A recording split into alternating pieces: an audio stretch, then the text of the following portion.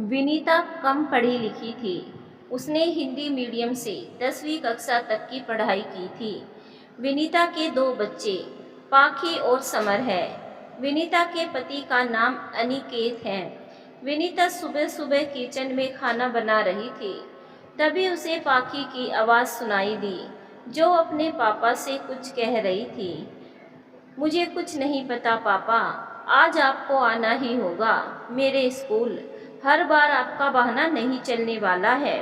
मेरे सभी फ्रेंड्स के पेरेंट्स स्कूल आते हैं और आप हो कि आपको अपने बच्चों के लिए जरा सा भी वक्त नहीं है। अगर आप आज मेरे स्कूल नहीं आए तो मैं कल से स्कूल जाना बंद कर दूंगी। अपना स्कूल बैग पैक करते हुए पाखी 13 वर्ष की अपने पापा से कही जा रही थी। अनिकेत ने कहा कि मेरी गुड़िया, तुझे तो पता है कि तेरे पापा को ऑफिस भी जाना होता है और घर के भी कुछ ज़रूरी काम होते हैं जो सिर्फ मुझे ही करने होते हैं, इसीलिए मैं वक्त नहीं निकाल पाता हूँ। पर तेरी मम्मी है ना, उनको बोल दे तू वो चली जाएगी तेरे स्कूल। पापा, आपको पता है ना कि मैं इंग्लिश मीडियम स्कूल में पढ़ती हूँ और मम्मी को इंग्लिश का ए बोलना भी नहीं आता है। और आपको पता है, आपके ही कहने पर मैं लास्ट टाइम मम्मी को अपने स्कूल ले गई थी।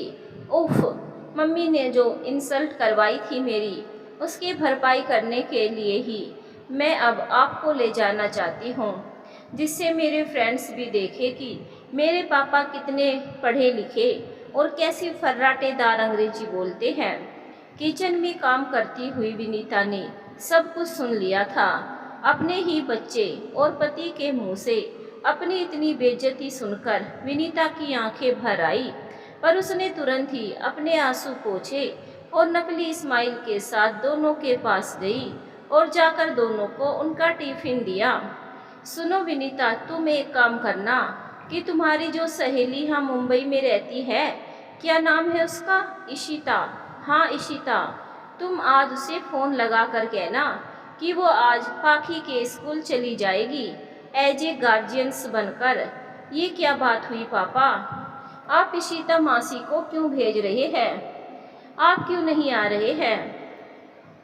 अरे बेटा, आज मेरी बहुत ज़रूरी मीटिंग है एक क्लाइंट के साथ, इसीलिए मेरा आ जाना तो मुश्किल है।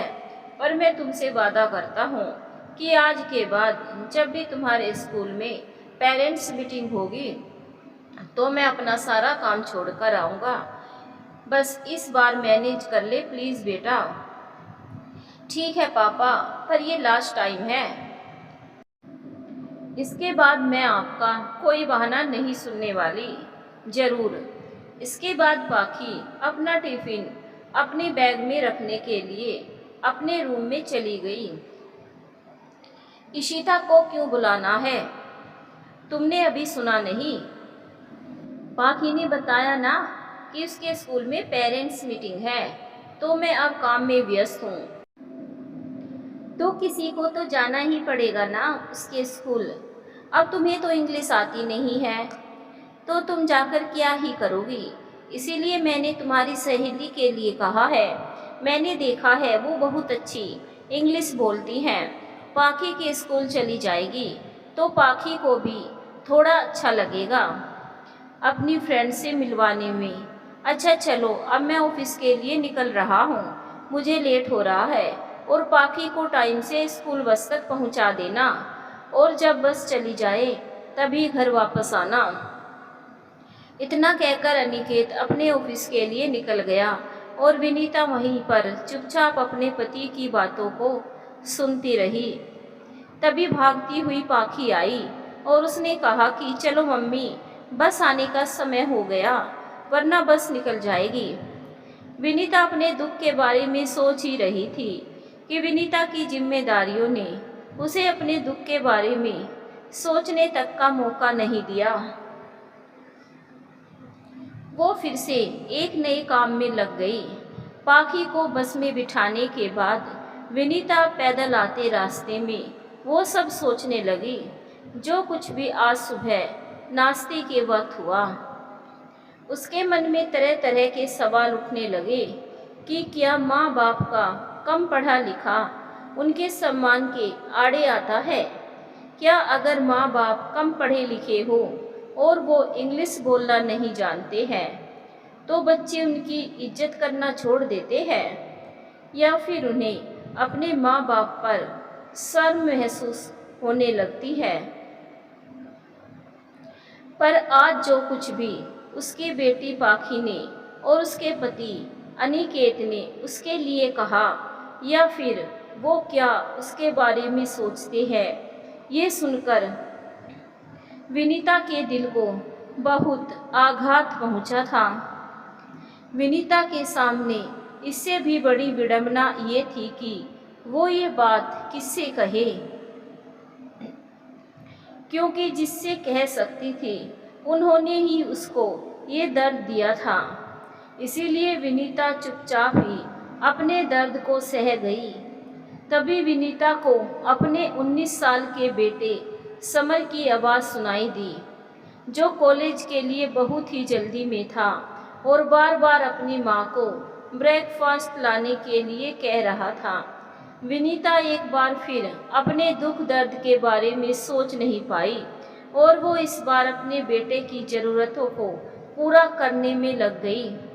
विनीता जैसे ही अपने बेटे का नाश्ता लेकर उसके कमरे में पहुंची तो उसके बेटे ने भी उससे इंग्लिश में ही कहा, good morning mom, I am too late so I can not eat, now I am going bye. Vinita अपने बेटे की बात पर कुछ बोल पाती कि तभी उसके बेटे समर ने उससे कहा कि ओह सॉरी मॉम, मैं तो भूल गया था कि आपको इंग्लिश नहीं आती, इसीलिए मैंने जितना भी बोला आपको कुछ समझ नहीं आया होगा और मेरे पास आपको ट्रांसलेट करके बताने का वक्त नहीं है, इसीलिए बस इतना कह सकता हूँ कि मैं कॉलेज जा रहा हूँ। अपने बेटे की बातों को सुनकर विनीता का दिल एक बार फिर दुखी हो गया और वो वहीं पर खड़े खड़े एक बार फिर अपने मन के सवालों में घिरती चली गई। विनीता की आंखें नम हो गई थी। विनीता को पीछे से उसकी सास के चीखने की आवाज़ सुनाई दी, जिसे सुनकर विनीता एक बार फिर अपने दर्द पर दुखी नहीं हो पाई और सब कुछ भूलकर अपनी सास के कमरे में गई। विनीता ने देखा कि उसकी सास अपने बिस्तर से नीचे गिरी हुई थी और बहुत जोर जोर से चीख रही थी। तभी विनीता ने जाकर अपनी सास को सहारा दिया और बिस्तर पर लिटाया, लेकिन विनीता की सास को विनीता की अच्छाई तो दिखने वाली नहीं थी, पर हाँ कमी निकालने में तो विनीता की सास नंबर 1 थी। कहाँ थी तुम? देखो तुम्हारी वजह से मैं नीचे गिर गई। अरे ढंग से एक काम भी नहीं होता है और बहू और पूरा घर संभालने की बात करती है आजकल की बहुएं। अरे हमारे ज़माने में तो इस उम्र में हम पहाड़ तोड़ लिया करते थे, पर तुम जैसी बहुएं घर परिवार नहीं संभाल सकती, क्योंकि तुम लोग तो नाजुक कली हो, थोड़ा सा भी काम कर दोगी तो टूट जाओगी। विनीता को अपनी सास की जली कटी बातें सुनते 20 साल हो चुके थे, पर उसकी सास का बर्ताव विनीता के लिए आज भी वैसा था जैसा कि 20 साल पहले था। अब तो विनीता ने अपनी सास के तानों का बुरा मानना भी छोड़ दिया था और अपनी सास के गुस्से में ही उनका प्यार ढूंढ लिया था। इसीलिए अब विनीता को अपनी सास की बातों का ज़्यादा बुरा भी नहीं लगता था। माँ जी, आपको कुछ काम था तो आप मुझे बुला लेती, आपको खुद नीचे उतरने की क्या ज़रूरत थी? अरे तुझे खुद ध्यान रखना चाहिए मेरा, कि मुझे तुझे अब बताना पड़ेगा। अरे तुम मेरी सास हो या मैं तुम्हारी? माँ जी, मैंने तो जिस दिन से इस घर में कदम रखा तब से मैंने आपको सास नहीं बल्कि माँ ही माना है और शायद अपनी माँ से भी ज़्यादा आपकी सेवा की है, पर लगता है कि आप ही आज तक मुझे अपनी बेटी ना बना पाई। अरे चल बड़ी बड़ी बातें कर मत कर, मुझे सब पता है। तुम भी मना रही हो कि जल्द ही मैं भगवान को प्यारी हो जाऊं और तुम इस घर में अकेले राज करो, पर मैं बता रही हूँ कि मैंने अपनी ज़िंदगी में बहुत पुण्य किए हैं, इसीलिए मैं इतनी जल्दी नहीं मरने वाली, बल्कि तुम्हें गृहस्थी संभालना सिखा कर जाऊंगी।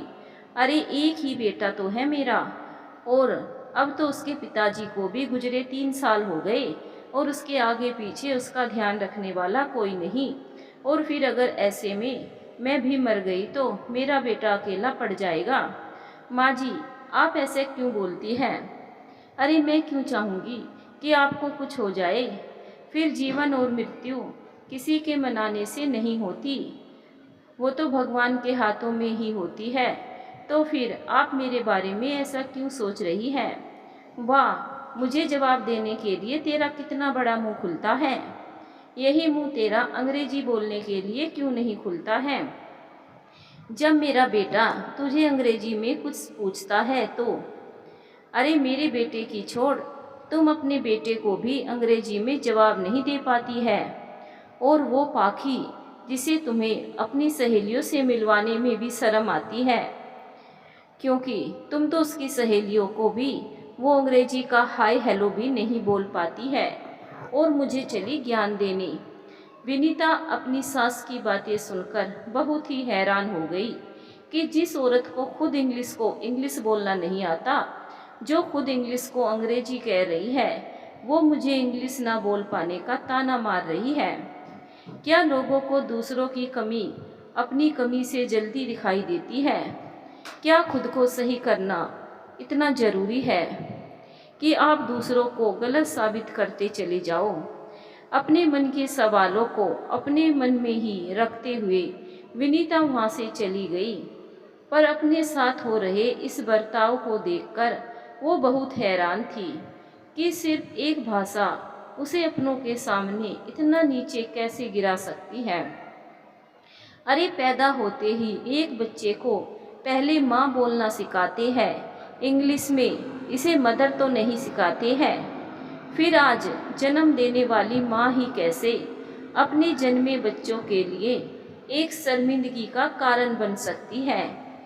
शायद बदलती दुनिया ने माँ शब्द के मायने भी बदल दिए हैं, तभी लोग आजकल माँ को माँ नहीं, मोम, मम्मा, मम्मी और भी न जाने क्या क्या बोलते हैं। पर जो बोलना चाहिए बस वो ही नहीं बोलते। विनीता अपने मन के उठते सवालों की ज्वाला को बुझाकर अपने रोज के कामों में लग गई। अब तो विनीता ने सबकी बातों का बुरा मानना भी छोड़ दिया था, क्योंकि ये सब कुछ उसके साथ एक लंबे समय से होता आ रहा था। इसीलिए उसने अब सबकी बातों को दिल पर लगाना भी छोड़ दिया था। पर अपने ही पति और बच्चों से ऐसा अपमान होता देख कर विनीता की आंखों में उतने ही आंसू आज भी थे जितना कि पहले दिन आए थे। पर विनीता कुछ कर भी नहीं सकती थी, क्योंकि उसने अपनी इस कमी को अपनी कमजोरी और दूसरों की ताकत बना दिया था, जिससे वो सबकी जली कटी बातें सुनकर चुप रह जाती थी।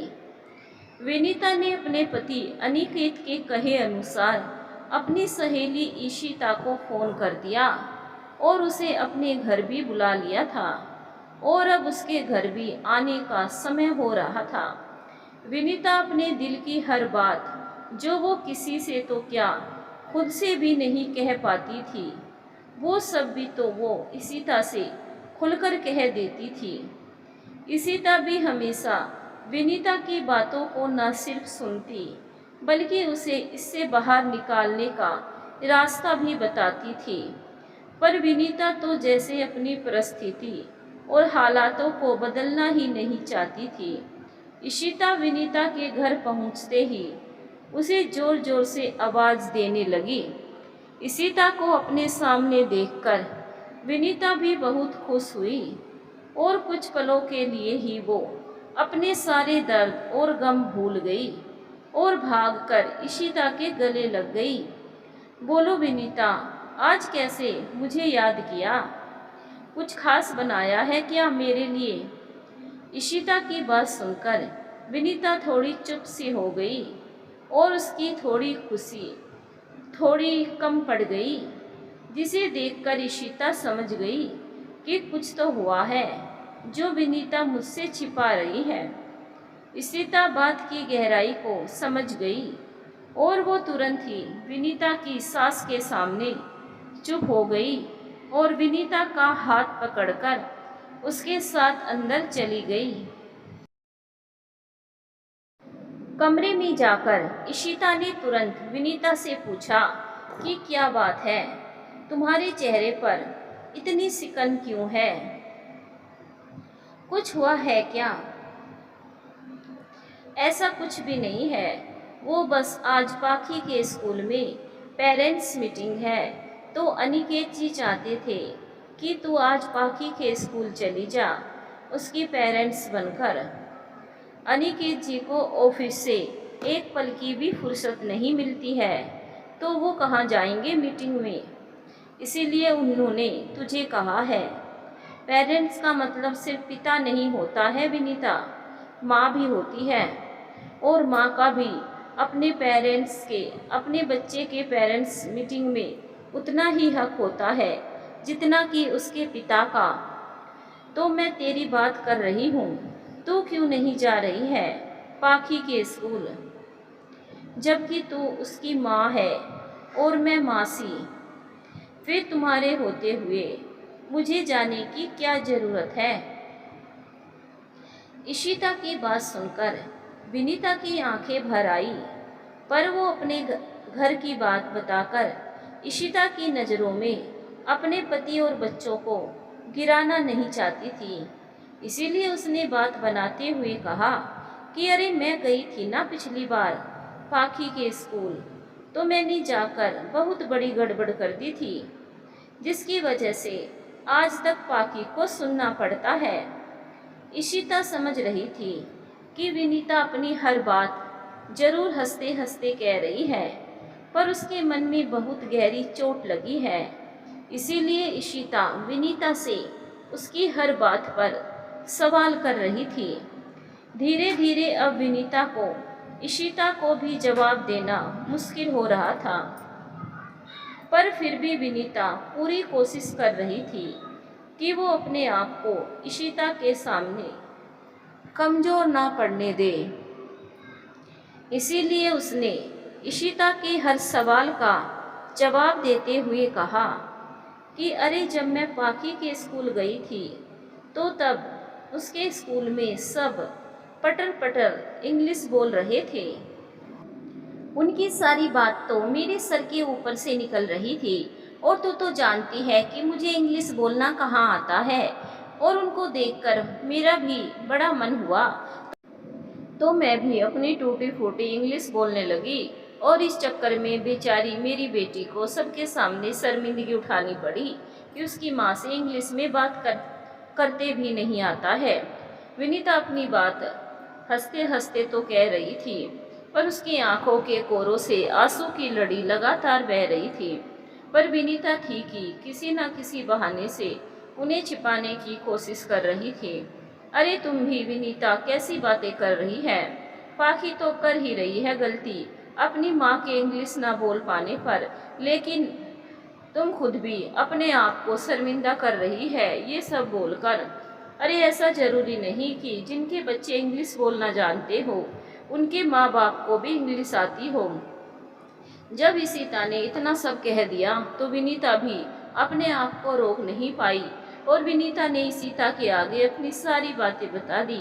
इशिता भी मन मारकर पाखी के स्कूल चली गई और उसकी पेरेंट्स मीटिंग को अटेंड किया, लेकिन इशिता के मन में अभी भी कहीं ना कहीं पाखी के लिए गुस्सा था, और वो ये सोच के ही गई थी उसके स्कूल कि जिस माँ ने उसे जन्म दिया और जिसे वो अपने साथ अपने स्कूल ले जाने में शर्मिंदगी महसूस कर रही है, उसे तो वो आज सबक जरूर सिखाएगी।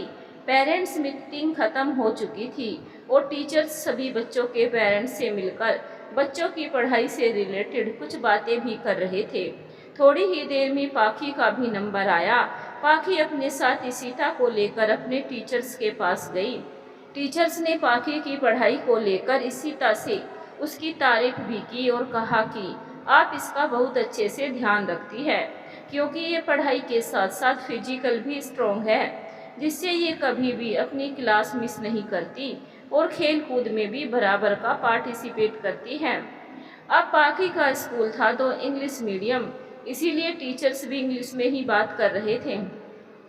जब टीचर्स ने अपनी सारी बात इशिता से कह दी, तब इशिता ने टीचर से कहा कि मैं आपसे कुछ कहना चाहती हूँ, अगर आपकी परमिशन हो तो।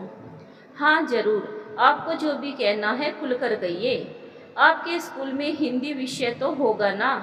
जी हाँ, हिंदी को तो हिंदी में ही पढ़ाते होंगे ना आप लोग, कि उसे भी इंग्लिश में पढ़ाते हैं? इशिता की बात सुनकर सारे ही टीचर्स बहुत हैरान रह गए और एक दूसरे की तरफ देखने लगे कि ये कैसा सवाल है।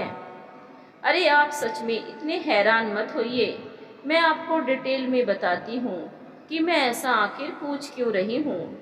इशिता की बातें सुनकर पाखी भी बहुत हैरान हो गई कि आखिर इशिता करने क्या वाली है और वो क्यों बिना मतलब के उसकी मम्मी की नकल कर रही है हिंदी को लेकर।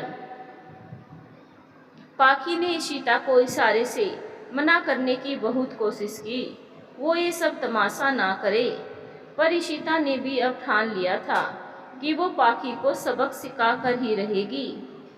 आप जो भी कहना चाहती है थोड़ा साफ साफ कहिए।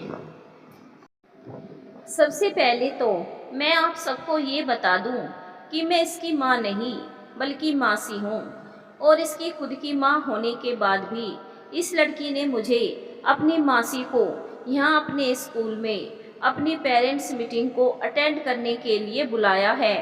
अब आप सबको भी बड़ा अजीब लग रहा होगा ना कि आखिर आपकी सबसे होनहार लड़की ने ऐसा क्यों किया। तो इसकी वजह यह है कि आपकी ये होनहार लड़की अपनी माँ को, जिसने इसे जन्म दिया और इस काबिल बनाया कि अपने आने वाले कल को सुंदर और सुखद बना सके, जैसा कि अभी आप लोग कह रहे थे कि पाखी फिजिकल बहुत स्ट्रॉन्ग है और ये पढ़ाई के साथ साथ खेल कूद में भी बहुत आगे हैं, तो इसकी माँ जो मैं नहीं हूँ बल्कि जो कि घर पर है, उन्होंने इसका बहुत ध्यान रखा है, जिसकी वजह से आज ये इस काबिल हो गई है।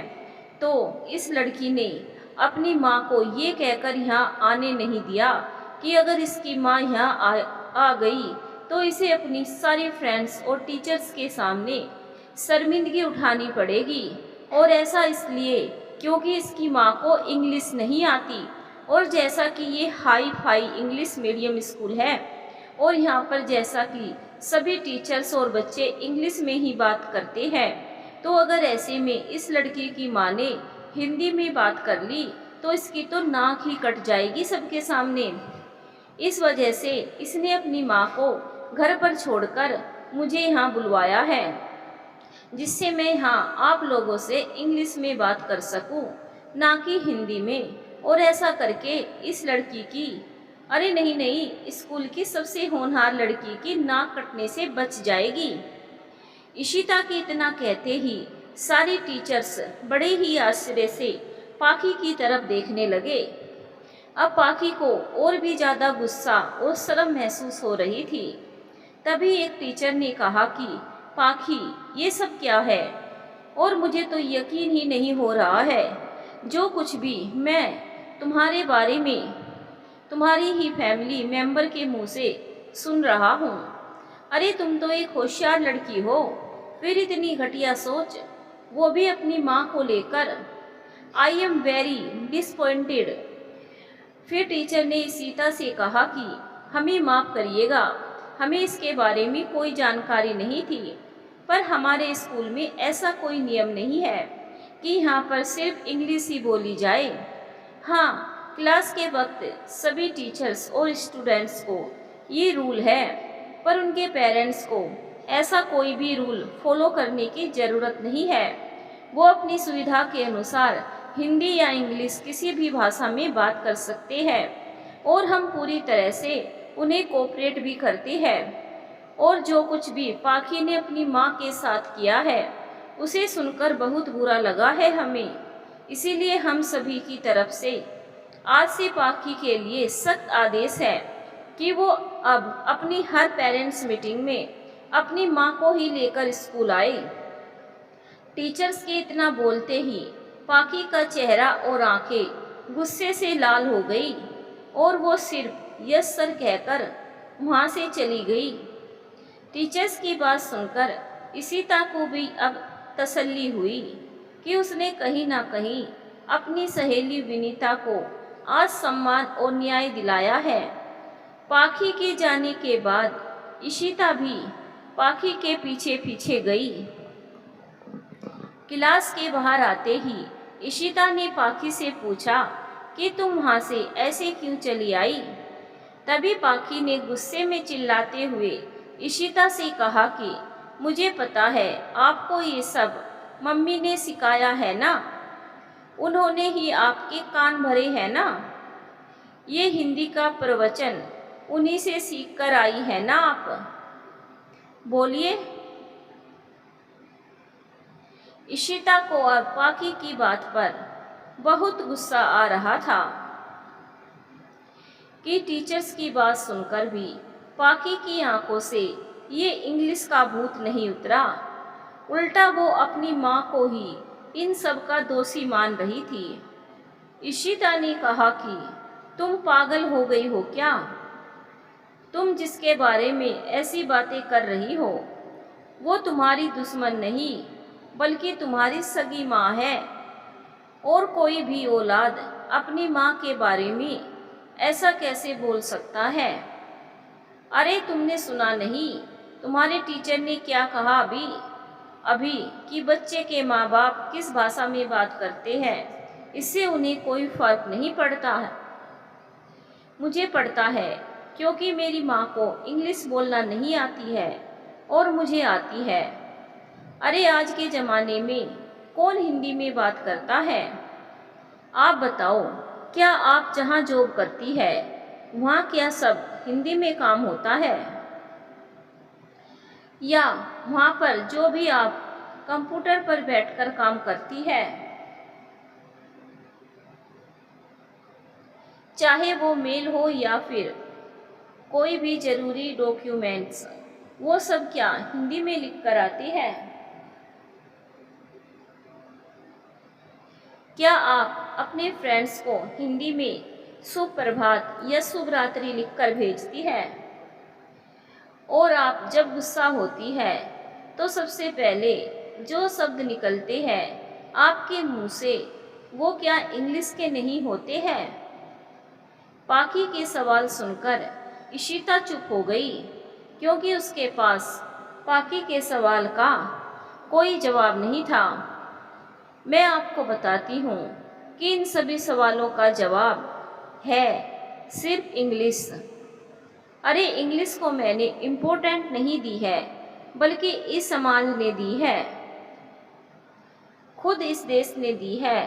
तभी तो आज सरकारी स्कूल से ज़्यादा प्राइवेट स्कूल है और सभी इंग्लिश मीडियम।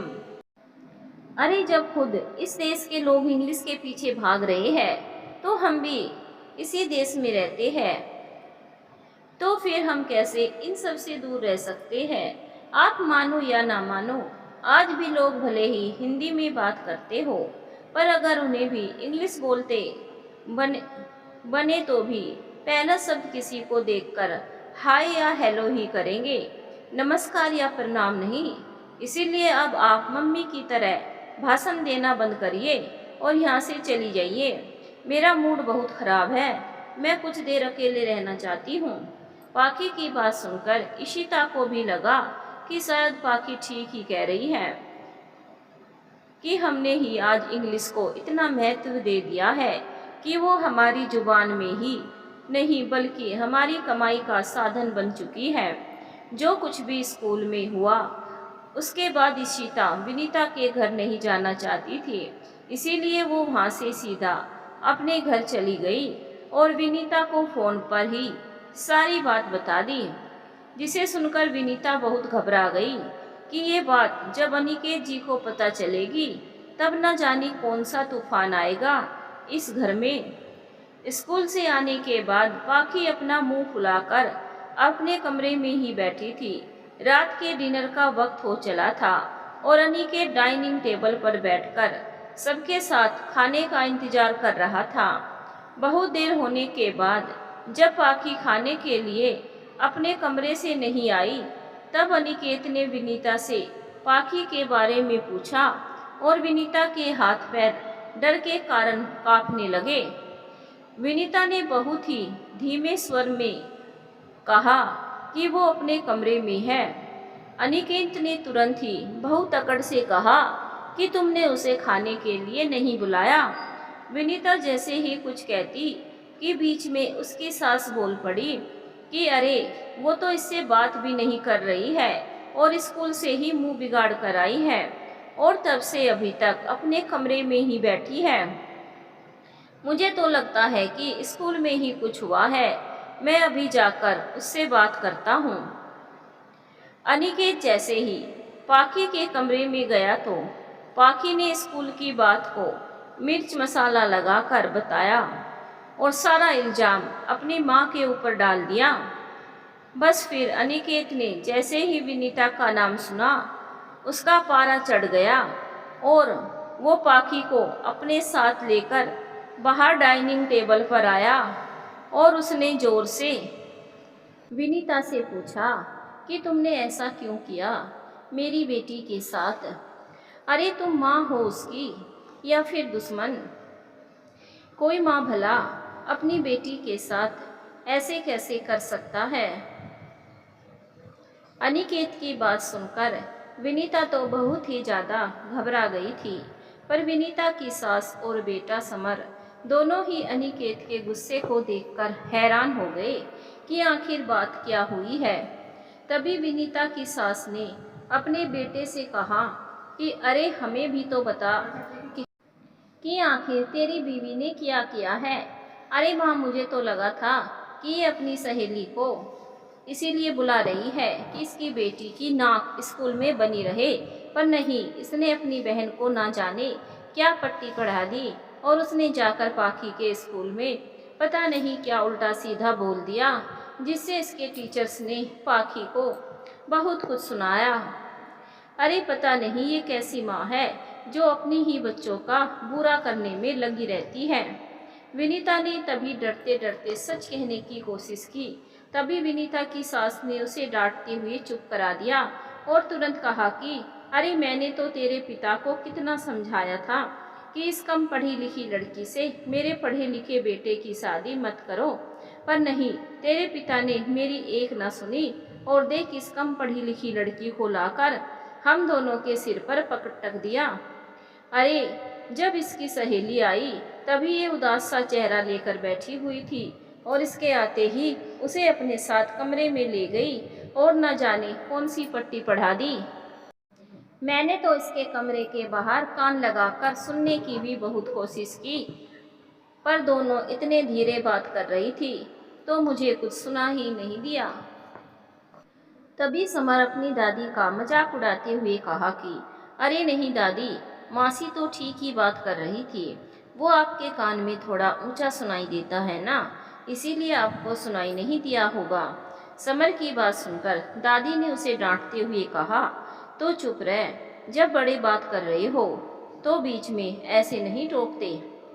आखिर क्यों भड़काया तुमने अपनी सहेली सीता को अपनी ही बेटी को लेकर? अरे तुम्हें भी पता है कि वो तुम्हें ले जाने में शर्मिंदगी महसूस करती है, तो अब तुम अपनी ही बेटी से बदला भी लोगी। अपने पति के मुंह से ऐसी बातें अपनी ही बच्ची के सामने सुनकर अब विनीता से चुप नहीं रहा गया और उसने कहा कि आप ये सब क्या बोल रहे हैं मेरे बारे में? अरे मैं माँ हूँ उसकी, मैं उसके बारे में ऐसा करना तो दूर ऐसा सोच भी नहीं सकती। और कोई माँ भला कभी अपने बच्चों से बदला लेती है? अरे जिस माँ ने 9 महीने अपनी संतान को अपनी कोख में रखा, अपार दर्द सहन कर उसे जन्म दिया हो, वो माँ भला अपने बच्चों के साथ बदले की भावना कैसे रख सकती है। अरे ईशिता ने जो कुछ भी स्कूल में कहा उसके बारे में मुझे कुछ भी नहीं पता है कि उसने ऐसा क्यों कहा। और मैं आपसे हाथ जोड़कर विनती करती हूँ कि आपको जो भी करना है मुझे कहिए, पर मेरे बच्चों के मन में मेरे लिए नफरत तो पैदा मत कीजिए। वैसे भी वो मेरी इज्जत नहीं करते हैं, और अब आपके ऐसा बोलने पर वो मुझसे प्यार करना भी छोड़ देंगे तो मैं तो जीते जी मर जाऊंगी। देखा बेटा, अब ये मुझे देखा बेटा, अब ये तुझे धमकी भी दे रही है। अब ये जिसकी कमाई खाती है, जिसके घर पर ही रह रही है, अब उसे ही ये आंखें दिखा रही है। देख ले बेटा, मैं तुझे अभी भी समझा रही हूँ कि अभी भी वक्त है, उसकी लगाम को संभाल ले, वरना एक दिन ये तुझे भी इस घर से निकाल देगी। माँ जी, आप ये कैसी बातें कर रही है? ये हम पति पत्नी के बीच की बात है, आप बात को घुमाइए मत। विनीता का अपनी माँ से ऐसे बात करता देखकर अनिकेत ने तुरंत विनीता को बहुत जोर से डांटा और कहा कि तुम अपनी मर्यादा में रहो, और खबरदार, तुमने जो मेरी माँ से ऐसे दोबारा कभी भी बात की, अरे मेरी माँ से तो क्या, मेरे बच्चों से भी तुमने अगर ऊंची आवाज में बात की तो वो तुम्हारा इस घर में आखिरी दिन होगा।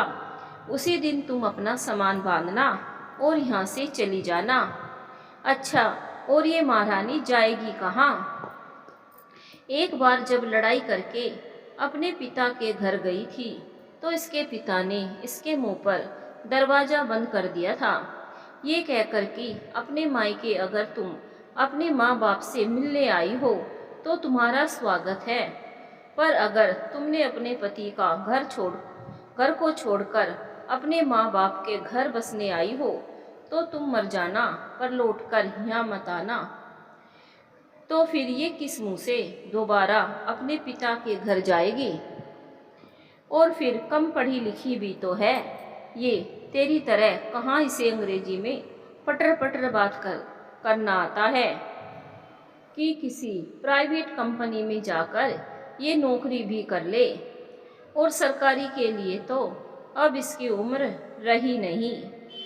लेकिन दादी, अभी भी मम्मी एक काम कर सकती है जिसके लिए उन्हें इंग्लिश में बात करने की भी ज़रूरत नहीं है। ऐसा कौन सा काम है